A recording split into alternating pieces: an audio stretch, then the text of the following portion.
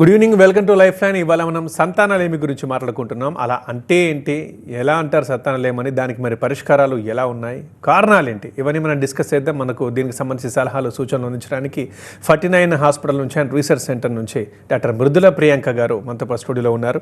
And మీరు కూడా ఏమైనా డౌట్స్ ఉంటే స్క్రీన్ మీద కనిపిస్తున్న నెంబర్లో కాల్ చేసి నేరుగా డాక్టర్ గారిని అడిగి మీ డౌట్స్ క్లారిఫై చేసుకోవచ్చు. వెంటనే కాల్ చేయడం మొదలు పెట్టండి. డాక్టర్ గారు నమస్కారం అండి. నమస్తే. ముందుగా సంతానలేమి అంటే ఏంటి, ఎప్పుడు ఇలాంటి సంతానలేమి అని అంటారు?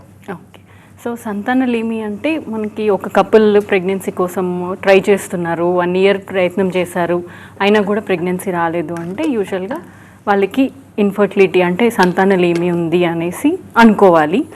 సో ఇది 1 year అనేది అందరికీ వర్తించదు. కొంతమందికి అంటే ఏజ్ ఎక్కువ ఉన్న వాళ్ళు లేట్గా మ్యారేజ్ చేసుకున్నారు, ఫీమేల్ ఎస్పెషల్లీ ఆడవాళ్ళ ఏజ్ ఎక్కువ ఉందనుకోండి, అంటే 35 కంటే ఎక్కువ ఉంది ఏజ్, అప్పుడు 1 year వరకు వెయిట్ చేయమని చెప్పం. ఎందుకంటే ఏజ్ పెరిగిన కొద్దీ సమస్యలు కూడా పెరుగుతూ ఉంటాయి, ఇన్ఫర్టిలిటీ అనేది ఇంక్రీజ్ అవుతూ ఉంటుంది, వీళ్ళకి ఎగ్స్ తగ్గుతూ ఉంటాయి. కాబట్టి 35 కంటే ఎక్కువ ఉంది ఏజ్ అంటే 6 months ప్రయత్నం చేసి ప్రెగ్నెన్సీ రాలేదు అంటే టెస్టులు చేసుకోవాలి అని చెప్తాం. అదే ఇంకా 40 years ప్లస్ ఉన్నారు అంటే వెంటనే కూడా టెస్ట్ చేసుకోమని చెప్తాం, ఎందుకంటే ఇంకా ఎక్కువ ప్రాబ్లమ్స్ ఉండొచ్చు కాబట్టి. సో 1 year అన్నప్పుడు నేను వీళ్ళకి పీరియడ్స్ రెగ్యులర్గా ఉన్నాయా అవి చూసుకోవాలి, లేదు వేరే నోన్ కాజెస్ ఆఫ్ ఇన్ఫర్టిలిటీ ఏమైనా ఉందా వీళ్ళలో, అండ్ ఇంటర్కోర్స్లో ప్రాబ్లం ఉందా వీళ్ళకి, ఇవన్నీ కూడా చూసుకోవాలి. 1 year అనగానే 1 year బ్లైండ్గా అట్లా ఉండకుండా, ఒకవేళ వాళ్ళకి ఆల్రెడీ నోన్ ప్రాబ్లమ్స్ ఉన్నాయి, ఫర్ ఎగ్జాంపుల్ పీరియడ్స్ రావట్లేదు సరిగా, మందులతోనే వస్తుంది కొంతమందికి, 6 months కూడా పీరియడ్స్ రావట్లేదు, ఇట్లా ఇరెగ్యులర్ పీరియడ్స్ ఉన్న వాళ్ళు కొంచెం ముందుగానే స్కాన్ చేసుకొని హార్మోన్స్ టెస్ట్ చేసుకొని దానికి ట్రీట్మెంట్ వాడాల్సి ఉంటుంది. ఈ ప్రాబ్లమ్స్ ఏం లేని వాళ్ళు మాత్రం 1 year they can wait and see, pregnancy రాకపోతే దెన్ కన్సల్ట్ చేసుకోవాలి. దట్ ఒక పీరియడ్ చెప్తున్నారు 1.5 year డిపెండ్స్. ఓకే, అసలు కారణాలు ఏమేమి ఉంటాయి మేడం, ఎందుకు పిల్లలు కారు, ప్రధానమైన రీజన్స్ ఏముంటాయి? ఓకే, సో మేల్ ఫీమేల్ ఇప్పుడు ప్రెగ్నెన్సీ అనేసరికి మనకి కపుల్ లాగా ట్రీట్ చేయాలి, కపుల్ లాగా డయాగ్నోస్ చేయాలి. సో మేల్ ఫీమేల్లో కాజెస్ ఉంటాయి.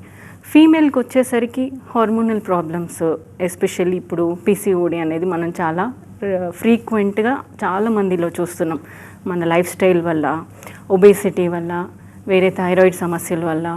సో ఇవన్నీ హార్మోనల్ ఇంబ్యాలెన్స్ వల్ల ఇరెగ్యులర్ పీరియడ్స్, ఓవ్యులేషన్ అంటే ఎగ్ విడుదల సరిగా అవ్వకపోవడము, సో ప్రెగ్నెన్సీ రాకపోవడము. సో ఇది ఒక మెయిన్ కారణం, హార్మోనల్ ప్రాబ్లమ్స్. సెకండ్ వచ్చేసి ట్యూబల్ ఇష్యూస్ అంటాం, అంటే 2 ఫెలోపియన్ ట్యూబ్స్ ఉంటాయి ఫీమేల్స్లో, రైట్ అండ్ లెఫ్ట్. ఈ ఫెలోపియన్ ట్యూబ్స్లో ఏదైనా బ్లాక్ ఏర్పడము, లేదంటే ఇన్ఫెక్షన్ వల్ల ఏదైనా ట్యూబ్స్లో వాటర్ కలెక్ట్ అయి ఉండడము, ఇట్లాంటి ట్యూబల్ ఇష్యూస్ వల్ల కూడా సంతానలేమి వస్తుంది. ఇవి 2 కాకుండా యూట్రైన్ ప్రాబ్లమ్స్, గర్భసంచి లోపల ప్రాబ్లమ్స్, ఫైబ్రాయిడ్స్ ఉంటాయి, కొంతమందికి అడినోమయోసిస్ అంటాము, అండ్ కొంతమందికి చిన్న సైజు ఉంటుంది యూట్రస్, లైనింగ్ సరిగా డెవలప్ అవ్వదు, థిన్ ఎండోమెట్రియం అంటాము. సో ఇవన్నీ యూట్రైన్ కాజెస్, ఇవి ఫీమేల్లో. మేల్లోకి వచ్చేసరికి ముందు మ్యామ్ ఒకటి ట్యూబులు మూసుకుపోతాయన్న, బ్లాక్ అవుతుందని అన్నారు కదా, దాని రీజన్ అంటే ఎందుకు అవుతుంది అట్లా, by natural something? Okay, so tubes న్యాచురల్గా బ్లాక్ ఉండొద్దు, న్యాచురల్గా ఓపెన్ ఉండాలి 2 ట్యూబ్స్. అండ్ ఓపెన్ ఒక్కటే కాదు, పేటెన్సీ అంటాం. ఓపెన్ అంటే ఓపెన్ ఉందా లేదా అంటే ఒక చిన్న పైప్ లాంటి స్ట్రక్చర్స్ కాబట్టి అవి ఓపెన్ ఉందా లేదా అనేది మనం టెస్ట్ ద్వారా తెలుసుకోవచ్చు. ట్యూబ్స్ అనేది ఓపెన్ ఉండడం ఒకటే కాకుండా దానికి ఫంక్షన్ కూడా ఉంటుంది. ఫంక్షన్ ఆఫ్ ద ట్యూబ్ ఏంటంటే స్పర్మ్ని ట్రాన్స్పోర్ట్ చేయడము, ఓవ్యులేషన్ అయ్యాక ఎగ్ని తీసుకోవడము ట్యూబ్ లోపలికి, స్పర్మ్ ఎగ్ కలవడానికి హెల్ప్ చేయడము, న్యూట్రిషన్ ప్రొవైడ్ చేయడం, దానికి ఎంబ్రియో ఫామ్ అయ్యాక ఎంబ్రియో మళ్ళీ గర్భసంచి లోపల దాకా ట్రాన్స్పోర్ట్ చేయాలి. ఇవన్నీ ట్యూబల్ ఫంక్షన్. సో యూజువల్గా ఇది ఓపెన్ ఉండాలి, ఫంక్షన్ నార్మల్గా ఉంటే యూట్రస్ లోపల ప్రెగ్నెన్సీ రావాలి. సో యూట్రస్ లోపల ప్రెగ్నెన్సీ వచ్చింది అంటేనే మనకి ఏదో ఒక ట్యూబ్ అయినా సరిగ్గా పనిచేస్తుంది, ఓపెన్ ఉంది అని అర్థం. సో ఓపెన్ లేదు, బ్లాక్ అయింది అంటారు కొంతమందికి. సో ఎందుకు బ్లాక్ అవుతాయి ట్యూబ్స్, కాజెస్ ఏముంటాయంటే మోస్ట్లీ ఏవైనా ప్రీవియస్ ఇన్ఫెక్షన్స్ వల్ల, పిఐడి అంటే pelvic inflammatory disease, previous tuberculosis, కొంతమందికి టీబీ ఎఫెక్ట్ అవుతుంది, పొట్టలో ఉండే ఇంటెస్టైన్స్కి ఎఫెక్ట్ అయినప్పుడు టీబీ, అట్లానే ట్యూబ్స్కి స్ప్రెడ్ అయ్యే ఛాన్స్ ఉంటుంది. లేదంటే వెజినల్ ఇన్ఫెక్షన్స్, పైకి స్ప్రెడ్ అయ్యి యూట్రస్ నుంచి ట్యూబ్స్కి స్ప్రెడ్ అవ్వచ్చు. సో ఇట్లాంటి ఇన్ఫెక్షన్స్ ట్యూబ్ని ఎఫెక్ట్ చేసినప్పుడు ఆ ట్యూబ్స్ అనేది ఇన్ఫ్లేమ్ అయిపోయి అతుకులు ఏర్పడి ఆ ట్యూబ్స్ అనేది మూసుకుపోతాయి. చాలా ఫైన్ స్ట్రక్చర్స్ అనమాట ట్యూబ్స్. తర్వాత ఎండోమెట్రియోసిస్ అంటాం. ఎండోమెట్రియోసిస్ అంటే యూట్రైన్ లైనింగ్ ఎండోమెట్రియం అంటాం. ఈ యూట్రైన్ లైనింగ్ ఉండాల్సిన ప్లేస్లోనే కాకుండా ట్యూబ్స్ పైన, గర్భసంచి పైన, ఓవరీస్ పైన కూడా స్ప్రెడ్ అయ్యి అక్కడ బ్లీడింగ్ అయ్యి అతుకులు ఏర్పడతాయి అండ్ సిస్ట్లు ఫామ్ అవుతాయి. బ్లడ్ క్లాట్ లాగా సిస్ట్లు ఫామ్ అవుతాయి. సో దీన్ని ఎండోమెట్రియోసిస్ సమస్య అంటాం. ఈ ఎండోమెట్రియోసిస్లో కూడా ఈ అడెషన్స్ వల్ల, అతుకుల వల్ల ట్యూబ్స్ అనేది మూసుకుపోవడం జరుగుతుంది. సో ఇవి ఎట్లా తెలుసుకోవచ్చు అంటే చిన్న బేసిక్ టెస్ట్, హిస్ట్రోసాల్పింగోగ్రామ్ అంటాము, లేదంటే ఎస్ఐఎస్ అంటాము. అంటే స్కాన్లో చూసుకుంటూ ట్యూబ్స్ ఓపెన్ ఉన్నాయా లేదా అనేది చిన్న టెస్ట్ ద్వారా మనము ఓపెన్ ఉందా లేదా అనేది తెలుసుకోవచ్చు. మరిగా మగాళ్ళలో ఎలాంటి కారణాలు ఉంటాయి?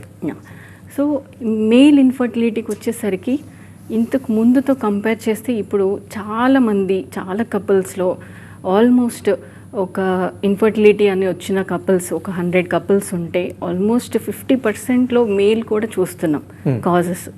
మేల్లో యూజువల్గా స్పర్మ్ ఇష్యూస్ ఉంటాయి. స్పర్మ్ కౌంట్ తక్కువ ఉండడము, స్పర్మ్ మోటిలిటీ లేకపోవడము, అంటే మూమెంట్ సరిగా లేకపోవడం, స్పర్మ్కి మార్ఫాలజీ అంటాం, అంటే ఉండాల్సిన షేప్లో ఉండకపోవడం స్పర్మ్, వాటిని మార్ఫాలజీ ఇష్యూస్ అంటాము. సో ఈ స్పర్మ్ ఇష్యూస్ అనేది మెయిన్ కారణం. ఎట్లా టెస్ట్ చేసుకోవాలంటే చిన్న semen analysis, just basic test semen analysis అనే టెస్ట్ చేసుకున్నప్పుడు స్పర్మ్ని మైక్రోస్కోప్లో చూస్తారు, కౌంట్ ఎట్లా ఉంది, మూమెంట్ సరిగా ఉన్నాయా లేదా, ఇవన్నీ చూస్తారు. So this is the main cause. Male ఇన్ఫర్టిలిటీలో చాలా తగ్గిపోవడము ఈ మధ్యలో చూస్తున్నాం. చాలామందికి జీరో స్పర్మ్ కౌంట్, అజోస్పర్మియా అంటాం, జీరో ఉంటుంది.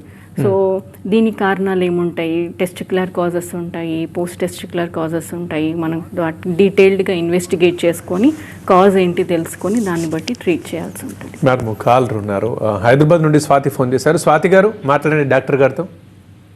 Hello madam, good afternoon madam. Good afternoon అండి, చెప్పండి. మేడం నాకు రీసెంట్గానే ప్రెగ్నెన్సీ 5 years తర్వాత మాకు రీసెంట్గానే ప్రెగ్నెన్సీ కన్ఫర్మ్ అయింది. ఓకే మా, ఓకే. నాకు 4th month మేడం. ఇప్పుడు ఎన్టీ స్కానింగ్ మొన్ననే చేశారు, ఒక 2 weeks అవుతుంది. ఓకే. ఎన్టీ వచ్చేసి నాకు 3 mm ఉందన్నారు మేడం. ఓకే. అది కొంచెం అబ్నార్మల్ ఉండొచ్చు అని చెప్తున్నారు. 3 mm సైజ్ ఉంటే ఏం కాదు కదా. ఓకే. సో ఎన్టీ స్కాన్లో ఓన్లీ న్యూకల్ ట్రాన్స్లూసెన్సీ కాకుండా ఫీమేల్ ఏజ్ ఏంటి, అంటే ఏజ్ ఎక్కువ ఉందా, తర్వాత ఏ ఏజ్లో, అంటే ఎన్ని వీక్స్కి చేశారా ఎన్టీ స్కాన్, 11 weeks చేశారా, 12 weeksకా, 13 weeks చేశారా, సో దాన్ని బట్టి కూడా మనకి వాల్యూస్ ఉంటాయి. అండ్ ఓన్లీ స్కాన్ కాకుండా దాంతోపాటు డబుల్ మార్కర్స్ అనే బ్లడ్ టెస్ట్ ఉంటుంది. సో డబుల్ మార్కర్స్లో బేబీ అబ్నార్మల్గా ఉండే రిస్క్ ఎంత ఉంది అనేది మనకి వాల్యూ వస్తుంది. సో ఓన్లీ ఏంటి ఒకటి కాకుండా అన్నీ కోరిలేట్ చేసుకొని చూసుకోవాలి. ఏజ్, తర్వాత నేజల్ బోన్ విజువలైజ్ అయిందా బేబీది, డబుల్ మార్కర్స్ లో రిస్క్ ఉన్నాయా, ఇవన్నీ కూడా చూసుకొని కోరిలేట్ చేసుకోవాలి. అన్నీ బాగున్నాయి, డబుల్ మార్కర్స్ లో రిస్క్ ఉంది అంటే నో నీడ్ టు వరీ. ఒకవేళ మీరు కనుక కంగారు ఉంది, టెన్షన్ ఉంది అంటే, రిస్క్ ఎక్కువ ఉంది అని ఉంటే డబుల్ మార్కర్స్లో కొన్ని డీటెయిల్ టెస్ట్ ఉంటాయి, ఎన్ఐపిటి అంటాం, ఇంకా కొంచెం డీటెయిల్గా టెస్ట్ చేస్తారు. సో అందులో ప్రాబ్లం ఉందా లేదా అని తెలుసుకోండి. అది నార్మల్గా ఉంది అంటే no need to worry. Right ma'am. మరి ఇప్పుడు మీరే అంటున్నారు ఇంతకుముందు అన్నీ చేస్తున్నామని, ఈ మధ్యకాలంలో ఇన్ఫర్టిలిటీ పెరిగిపోతుందా మ్యామ్? చాలా పెరుగుతుంది ఇన్ఫర్టిలిటీ. రీజన్ ఏంటి? రీజన్ మనకి నార్మల్గా అంతకు ముందుకి ఇప్పటికి వేరే కండిషన్స్ కూడా మీరు చూసుకున్నట్టయితే, డయాబెటీస్ కానివ్వండి, హైపర్ టెన్షన్ కానివ్వండి, వేరే హార్మోనల్ ఇష్యూస్ అన్నీ పెరిగాయి. లైక్ అట్లానే మనకి ఏదైతే మన లైఫ్ స్టైల్ ఉందో, పొల్యూషన్, రేడియేషన్, తీసుకున్న ఫుడ్, ఇవన్నీ కూడా మన రిప్రొడక్టివ్ సిస్టమ్ మీద కూడా ఎఫెక్ట్ అనేది ఉంటుంది. సో అట్లాగే మనకి ఫర్టిలిటీ ఇష్యూస్ కూడా పెరుగుతున్నాయి. అండ్ యాజ్ పర్ మనకి ఎవిడెన్స్ ప్రకారం చూసుకున్న, స్టడీస్ ప్రకారం చూసుకున్నా కూడా ఇంకా పెరుగుతుంది ఫర్టిలిటీ ఇష్యూస్ అనేది. వన్స్ ఇప్పుడు కొంచెం అవేర్నెస్ పెరిగింది, మనం లైఫ్ స్టైల్ కొంచెం ఫిజికల్ యాక్టివిటీ ఉండేలా చూసుకోవడము, డైట్ చూసుకోవడము, బట్ ఎంత చూసుకున్నా కూడా డైట్ అనేది, ఫుడ్ అనేది మనం ఎంత హెల్తీగా తిందామని ప్రయత్నం చేసినా కూడా అడల్ట్రేటెడ్ ఫుడ్స్ మనం కొన్ని అవాయిడ్ చేయలేము. పొల్యూషన్, రేడియేషన్ మనం కొన్ని అవాయిడ్ చేయలేము. స్క్రీన్ టైమ్ ఏదైతే మనం అవాయిడ్ చేయగలమో అది అవాయిడ్ చేసుకుంటూ స్లీప్ కరెక్ట్గా ఉండేటట్టు చూసుకోవడం, వెయిట్ రెగ్యులేట్ చేసుకోవడము, ఇవన్నీ చూసుకొని స్ట్రెస్ తక్కువ చేసుకొని యోగా, మెడిటేషన్ ఇవన్నీ ఏదైతే which are in our control అవి చేసుకుంటే కనుక మళ్ళీ కొంచెం ఈ ఇన్ఫర్టిలిటీ ఇష్యూస్ అనేది తగ్గొచ్చు. రైట్ డాక్టర్ గారు ఇంతకుముందు మీరు రీజన్స్ చెప్పారు. యూట్రస్ చిన్నగా ఉండడం కావచ్చు, ఇర్రెగ్యులర్ పీరియడ్స్ కావచ్చు, ట్యూబుల్ బ్లాక్ అని తర్వాత మగాళ్ళల్లో అది స్పర్మ్. మరి వీటికి పరిష్కారం ఏంటి? అన్ని ఏ ప్రాబ్లం ఉన్నా సరే పిల్లలు పుడతారా? కరెక్ట్. ఏ ప్రాబ్లం ఉన్నా కూడా పిల్లలు పుడతారా? సో మంచి క్వశ్చన్. చాలామంది పేషెంట్స్ కూడా వచ్చి ఫస్ట్ రాగానే ఒక స్కాన్ చేయగానే పేషెంట్స్ అదే అడుగుతారు, అవుతారా అవ్వరా, పిల్లలు పుడతారా, పిల్లలు అవుతారా లేదా ఒకటే చెప్పండి అన్నట్టు అడుగుతారు పేషెంట్స్ కూడా. సో ఇప్పుడు ఏంటంటే మనకి ఒక కపుల్ రాగానే బేసిక్ టెస్ట్లు కొన్ని చెప్పాను నేను. అల్ట్రాసౌండ్ చేస్తాము ఫీమేల్కి, మేల్కి సెమెన్ అనాలిసిస్ చేస్తాము. ముందు ఏమైనా ట్యూబ్ టెస్ట్ అయిందా లేదా ఇవన్నీ చూసుకుంటాం. ముందు ఏం ట్రీట్మెంట్స్ వాడారు, ఏమైనా మెడిసిన్స్ వాడారా, ఐయుఐ ఏమైనా చేయించుకున్నారా, ఐవీఎఫ్ చేయించుకున్నారా, సో ఇవన్నీ డీటెయిల్గా చూస్తాం హిస్టరీ అనేది. సో వీళ్ళది ఈ బేసిక్ ఇన్వెస్టిగేషన్స్లో మనకి మేజర్ ఇష్యూస్ ఏదైనా ఉంటే మనకి తెలిసిపోతుంది. స్పర్మ్ చాలా తక్కువ ఉంది అనుకోండి తెలిసిపోతుంది, ఎగ్స్ నెంబర్ ఎట్లా ఉంది, గర్భసంచిలో ఏదైనా ప్రాబ్లం ఉందా, ఇవన్నీ మనకి మేజర్ ఇష్యూస్ ఏవైనా ఉంటే బేసిక్ టెస్ట్లలో తెలిసిపోతుంది. సో ట్యూబల్ ప్రాబ్లంతో వచ్చారు, 2 ట్యూబ్స్ బ్లాక్ ఉన్నాయన్నారు, సో వాళ్ళకి ఐవీఎఫ్ ద్వారా ఛాన్సెస్ చాలా బాగుంటాయి. తర్వాత స్పర్మ్ బాగా తక్కువ ఉంది, very very less severe oligospermia అంటాము, స్పర్మ్ చాలా తక్కువ ఉన్న వాళ్ళకి కూడా ఐవీఎఫ్ ద్వారా చాలా మంచి ప్రెగ్నెన్సీ రేట్స్ అనేది ఉంటుంది. తర్వాత యూట్రైన్ ప్రాబ్లమ్స్కి ఫైబ్రాయిడ్ ఉంది అంటే ఫైబ్రాయిడ్ ఎక్కడుంది, సైజ్ ఎట్లా ఉంది, నంబర్ ఎన్ని ఉన్నాయి ఫైబ్రాయిడ్స్, దాన్ని బట్టి సజెస్ట్ చేస్తాం ట్రీట్మెంట్స్ అనేది.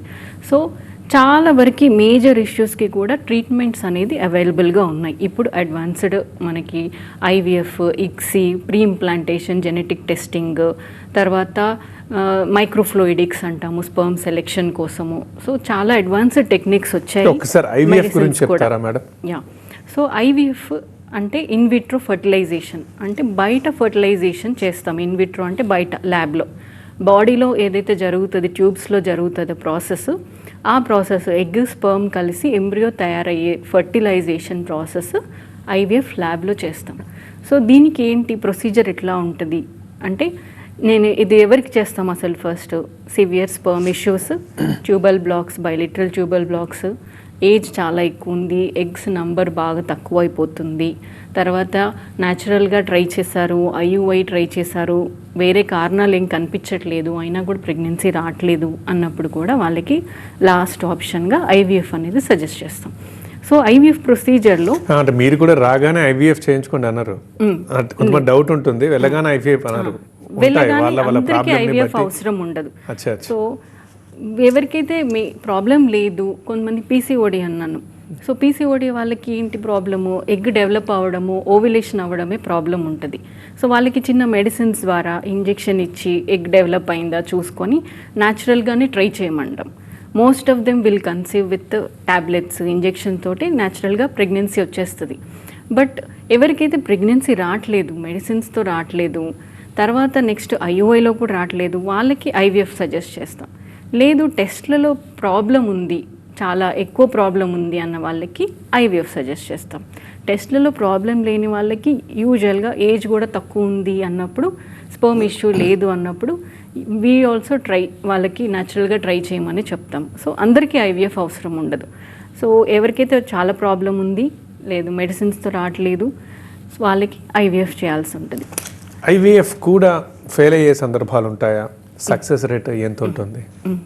సో ఐవీఎఫ్లో success rate will be 60% maximum. So ఎందుకు 60%? అందరికీ ప్రెగ్నెన్సీ రావాలి కదా, ఎగ్ తీశారు, స్పర్మ్ ఇంజెక్ట్ చేశారు, ఎంబ్రియో రెడీ చేసి ఎంబ్రియో ట్రాన్స్ఫర్ చేస్తాం గర్భసంచి లోపలికి. అంతకన్నా ముందే మీరు ఐవీఎఫ్ అనేసరికి పుట్టేస్తారు ఇది లాస్ట్ గా అని చాలా మంది అనుకుంటూ ఉంటారు. మీరు 60 అనేసరికి డౌట్. 60% ఎందుకు అంటే మనకి మైక్రోస్కోప్లో చూసినప్పుడు కూడా ఎంబ్రియో చూసినప్పుడు ఫిజికల్గా గ్రేడ్ చేస్తారు. క్వాలిటీ ఎట్లా ఉంది అని చెప్పడానికి ఫిజికల్ గ్రేడింగ్ ఉంటుంది. సో అందులో కూడా మనకి తెలియని చాలా ఉంటాయి, genetic we don't know. Jeans పరంగా నార్మల్గా ఉందా ఎంబ్రియో అనేది మనకి మైక్రోస్కోప్లో కనబడదు. సో ఫిజికల్గా మంచిగా ఉన్న క్వాలిటీ ఉన్న ఎంబ్రియోస్ ట్రాన్స్ఫర్ చేస్తాం. బట్ ఇందులో జెనెటిక్గా అబ్నార్మల్ ఎంబ్రియోస్ ఉండొచ్చు. ఇది ఫీమేల్ ఏజ్ మీద డిపెండ్ అవుతుంది. సో ఏజ్ ఎక్కువ ఉన్న వాళ్ళు అనుకోండి, అంటే 40 years వచ్చింది, ఒక లేడీ వచ్చారు, సో వాళ్ళకి ముందే ఎంబ్రియో టెస్టింగ్ కూడా అడ్వైస్ చేస్తాం. అంటే 40 years అప్పుడు ఎగ్కి చాలా ఎక్కువ జెనెటిక్ ప్రాబ్లమ్స్ ఉండే ఛాన్సెస్ ఎక్కువ ఉంటాయి. ఎంబ్రియో ఫామ్ అయిన ఎంబ్రియోలో కూడా జెనెటిక్ ఇష్యూస్ ఉండేది ఎక్కువ ఛాన్సెస్ ఉంటాయి. కాబట్టి వీళ్ళకి ముందే ప్రీ ఇంప్లాంటేషన్ జెనెటిక్ టెస్టింగ్ అని అడ్వైస్ చేస్తామంటే వీళ్ళకి ఎంబ్రియో తయారు చేశాక ఎంబ్రియోలోంచి చిన్న సెల్స్ తీసుకొని బయాప్సీ చేసి టెస్ట్ చేస్తాము. అంటే క్రోమోజోమ్స్ అన్నీ నార్మల్గా ఉన్నాయా, అన్యూప్లాయిడ్ ఉందా అనేది టెస్ట్ చేసి ఏవైతే నార్మల్ ఉన్నాయో అవి ట్రాన్స్ఫర్ చేస్తాం. సో కొంతమందికి ఏజ్ తక్కువ ఉన్న వాళ్ళకి యూజువల్గా 35 కంటే తక్కువ ఉన్న వాళ్ళకి యూజువల్గా జెనెటిక్ ప్రాబ్లమ్స్ ఉండే ఛాన్సెస్ తక్కువ ఎంబ్రియోస్ లోపల. సో వాళ్ళకి ఇది సజెస్ట్ చేయము. ఎవరికైతే అవసరమో వాళ్ళకి సజెస్ట్ చేస్తాం. లైక్ ప్రీవియస్ అబార్షన్స్ అవుతున్నాయి, బాగా ఫ్యామిలీలో జెనెటిక్ ప్రాబ్లం ఉంది ప్రీవియస్ బేబీకి. సో ఇట్లాంటి వాళ్ళకి అందరికీ ఈ IVF with pre implantation genetic testing advice చేస్తాం. సో ఐవీఎఫ్ ఎవరికి ఫెయిల్ అవుతుంది అంటే ఎంబ్రియో ఏజ్ ఎక్కువ ఉంది, ఎంబ్రియో క్వాలిటీ తక్కువ ఉంది, లేదంటే ఎంబ్రియో లోపల జెనెటిక్ ప్రాబ్లమ్స్ ఉండొచ్చు. బట్ ఎవరికైతే ఎక్కువ నెంబర్ ఆఫ్ ఎంబ్రియోస్ ఉంటాయో క్యూములేటివ్గా, అంటే ఒకసారి ట్రాన్స్ఫర్ చేసినప్పుడు రాలేదు, మళ్ళీ సెకండ్ టైం ఎక్కువ ఎంబ్రియోస్ ఉంటే మళ్ళీ సెకండ్ టైం ట్రాన్స్ఫర్కి వెళ్ళొచ్చు with the same set of embryos. So మళ్ళీ చేసినప్పుడు కూడా they will have 60% chance of conceiving. అట్లా ఎక్కువ ఎంబ్రియోస్ ఉన్న వాళ్ళకి క్యూములేటివ్గా చూసుకుంటే ప్రెగ్నెన్సీ ఛాన్సెస్ కూడా ఎక్కువ ఉంటాయి. ఇన్ఫర్టిలిటీ పెరుగుతుందని అన్నారు. సో ఇన్ని చేసి పిల్లలు పుట్టకపోవడం కూడా ఏమైనా పెరుగుతుందా? మరి పిల్లలు పుట్టడంలో కొంచెం సక్సెస్ మనం సాధిస్తున్నామా? సక్సెస్ రేట్ కూడా పెరుగుతుంది. బికాస్ మనకి ప్రాబ్లమ్స్ అన్ని డయాగ్నోస్ అయినప్పుడు దాన్ని ఎట్లా అధిగమించాలి. సో ఐవీఎఫ్ చేసే పద్ధతిలో కూడా చాలా చేంజెస్ వచ్చినాయి. ముందు కంటే ఇప్పటికి చాలా అడ్వాన్స్డ్ ఉన్నాయి. ఇంజెక్షన్స్ కానివ్వండి, మనం ఇచ్చే ఇంజెక్షన్స్ చాలా సైడ్ ఎఫెక్ట్స్ తక్కువ. అంతకు ముందు కొంచెం సైడ్ ఎఫెక్ట్స్ ఎక్కువ ఉండేవి. ఇప్పుడు హైలీ ప్యూరిఫైడ్ రీకాంబినెంట్ ఇంజెక్షన్స్, తర్వాత చాలా సైడ్ ఎఫెక్ట్స్ తక్కువ ఉండడము. ముందే ఓహెచ్ఎస్ఎస్ అంటాం, అంటే ఎక్కువ ఎగ్స్ పెరిగినప్పుడు ఐవీఎఫ్లో హైపర్ స్టిమ్యులేషన్ అయ్యి కొన్ని ప్రాబ్లమ్స్ వచ్చేది ముందు. సో అవి మొత్తంకి ఇప్పుడు ప్రివెంట్ చేయడానికి మనకి చాలా ఉన్నాయి, మెడిసిన్స్ ఉన్నాయి, ప్రోటోకాల్స్ ఉన్నాయి ప్రివెంట్ చేయడానికి. తర్వాత ఐవీఎఫ్ ల్యాబ్లో కూడా చాలా అడ్వాన్స్ టెక్నిక్స్ వచ్చాయి ఎంబ్రియో క్వాలిటీ ఇంప్రూవ్ చేసుకోవడానికి. అంటే మనకి లోపల ఊమ్లో బేబీ యూట్రస్ ఎన్విరాన్మెంట్ ఎట్లా ఉంటుంది అది బయట క్రియేట్ చేయాలి ల్యాబ్లో. చిన్న చిన్న ఫ్లక్చుయేషన్స్ కూడా లేకుండా కార్బన్ డైఆక్సైడ్ లెవెల్స్ ఎంత ఉండాలి, pH లెవెల్స్ ఎంత ఉండాలి, అవన్నీ కరెక్ట్గా మానిటర్ చేసుకోవడానికి అలార్మ్ సిస్టమ్స్ వచ్చినాయి. సో ఇవన్నీ వల్ల మనము ప్రెగ్నెన్సీ రేట్ కూడా చాలా ఇంప్రూవ్ అయింది. ప్రీవియస్గా కంపేర్ చేస్తే అంతకుముందు 20 to 30%. సో ఇప్పుడు ఇంకా చాలా ఇంక్రీజ్ అయింది. మాట్లాడుతూ ఉందండి, మొన్న నేను ఇప్పుడు చూసాను హాస్పిటల్లో పాపకి కడుపు బాగానే వస్తే ఏం తేలిందంటే పాపం లెఫ్ట్ ఓవరే ట్విస్ట్ అయిందట. తీరా సర్జరీ చేసి లెఫ్ట్ ఓవరీని తీసేశారు. సో ఎగ్స్ ఫామ్ అయ్యేది అదే కదా, సో రైట్ ఓవరీ ఒకటే ఉన్నట్టే కదా. ఇప్పుడు ఇక్కడ ఏంటి, ఆమెకు పిల్లలు పుడతారా పుట్టరా రేపు? ఒక ఓవరీ ఉంది కాబట్టి ఆ ఒకరే ఓవరీలో ఎగ్స్ ఉంటాయి కాబట్టి పిల్లలు పుట్టే ఛాన్సెస్ ఉంటాయి చాలా. బట్ ఏంటంటే ఎగ్స్ నంబర్ సగం అయినట్టు, ఇప్పుడు 50% అయినట్టు. సో ఆ ఓవరీలో ఎగ్స్ బాగుంది, ఆ ఓవరీలో ఎగ్ డెవలప్ అయింది, ఓవులేషన్ అయింది అన్నప్పుడు ఛాన్సెస్ ఉంటాయి. So that will be not a problem. That will not be a problem.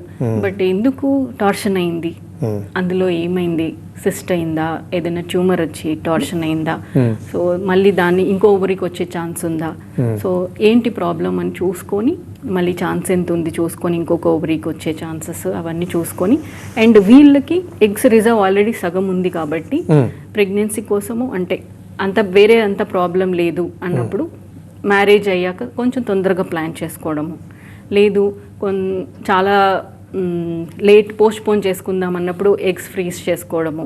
So ఈ ఆప్షన్ కూడా ఉంటుంది మనకి. ఫర్టిలిటీ ప్రిజర్వేషన్ అంటాం. ఎవరికైతే చాలా ఎగ్స్ తక్కువ ఉన్నాయి but they don't want pregnancy, ఇప్పుడే వద్దనుకుంటున్నారు, తర్వాత ఇంకా ప్రాబ్లం అవుతుంది కాబట్టి ముందుగానే ఎగ్స్ తీసుకొని ఫ్రీజ్ చేసుకోవచ్చు, ప్రిజర్వేషన్. క్యాన్సర్ పేషెంట్స్కి వీడు ఫర్టిలిటీ ప్రిజర్వేషన్, ఈవెన్ సెలబ్రిటీస్ వాళ్ళు వద్దు ఇప్పుడే, సో కెరీర్ ఫస్ట్ కాబట్టి వాళ్ళకి కూడా ఫర్టిలిటీ ప్రిజర్వేషన్ ఆప్షన్ ఉంది. Right ma'am. ఫైనల్గా ఐవీఎఫ్ అనగానే పుట్టినప్పుడు చాలా మందికి భయాలు సందేహాలు ఉండేవి. ఇప్పుడు ప్రజల అవేర్నెస్ ఎలా ఉంది? రూరల్ పీపుల్ నుంచి కూడా జనాలు వస్తుంటారా, లేదా స్టిల్ ఇంకా ఏమన్నా రావడానికి వెనక ముందు చేస్తున్నారా? ప్రజెంట్ సిచ్యువేషన్ ఎలా ఉంది? ప్రజెంట్ సిచ్యువేషన్ అవేర్నెస్ అయితే చాలా పెరిగింది మనకి మీడియా ఛానల్స్ ద్వారా, మేము కండక్ట్ చేసే క్యాంప్స్ ద్వారా వాళ్ళకి ఇప్పుడు ఐవీఎఫ్ అంటే మరీ ఎక్కువ భయం లేదు people. So they are okay, IVF చేసుకోవడానికి రెడీగానే ఉన్నారు. ప్రాబ్లం ఉంది అన్నప్పుడు, ప్రెగ్నెన్సీ రావట్లేదు అన్నప్పుడు దే ఆర్ రెడీ. అండ్ ఐవీఎఫ్లో ఆల్రెడీ పుట్టిన పిల్లల్ని కూడా అందరు చూస్తున్నారు. సో వాళ్ళకి నార్మల్గా వాళ్ళకి ఏమి డిఫరెన్స్ ఉండదు. చాలా మందికి ఇది కూడా డౌట్ ఉంటుంది, అంటే ఐవీఎఫ్లో ఏదైనా జెనెటిక్ ప్రాబ్లమ్స్ వస్తాయా, కరెక్ట్గా ఉండరా పిల్లలు, యాక్టివ్గా ఉండరా? సో అట్లా ఏం లేదు. ఈవెన్ ఫస్ట్ ప్రెగ్నెన్సీ ఐవీఎఫ్తో వచ్చి మళ్ళీ ఇంకా ఎంబ్రియోస్ ఉంటాయి వాళ్ళకి, వచ్చి సెకండ్ ప్రెగ్నెన్సీ కోసం మళ్ళీ ఎంబ్రియో చేసుకునే వాళ్ళు కూడా ఉంటారు. పిల్లలతో పాటు వచ్చి మళ్ళీ చేసుకునే వాళ్ళు కూడా ఉంటారు. సో అట్లాంటి అపోహలు ఏం పెట్టుకోవద్దు. ఐవీఎఫ్లో ఈవెన్ నార్మల్ జనరల్ పాపులేషన్లో నార్మల్గా న్యాచురల్గా వచ్చిన ప్రెగ్నెన్సీకి ఐవీఎఫ్ ప్రెగ్నెన్సీకి ఏం డిఫరెన్స్ ఉంది. రైట్, థ్యాంక్ యూ డాక్టర్ గారు, ఫర్టిలిటీకి సంబంధించి మంచి విషయాలు షేర్ చేసినందుకు. థ్యాంక్ యూ అండి, థ్యాంక్ యూ. ఇది వాటి లైఫ్ లైన్. చూస్తూనే ఉండండి TV9.